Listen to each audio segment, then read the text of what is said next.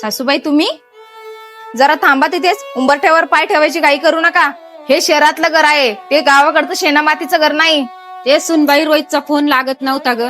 मला तुमच्या दोघांची खूप आठवण येत होती ग, म्हणून मी जरा वेळ काढून आले. आठवण येत होती की शहरात एसीची हवा खायला यायची होती. ही फाटकी पिशवी तुमचे मळके कपडे पाहून सोसायटीतले लोक काय म्हणतील? उठसूट आमच्या इज्जतीचा कचरा कशाला करायला येता? गुपचूप त्या उंबरठ्याच्या बाहेरच उभा राहा. आत यायची लायकी नाहीये तुमची. गायत्री, तुझी हिंमत कशी झाली माझ्या आईला उंबरठ्यावर उभं करायची?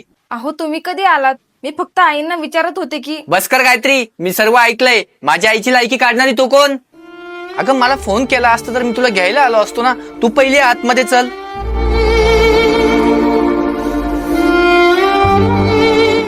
गायत्री, ज्या उंबरठ्यावर आज तू माझ्या आईला उभं केलंस ना, त्या आईने स्वतः उपाशी राहून फाटके कपडे घालून मला शिकवलंय. म्हणून आज मी या लायकीचा बनलोय की तुला या घरात खुश ठेवू शकतोय. तिची पिशवी फाटकी असेल ग, पण तिचं मन खूप मोठं आहे.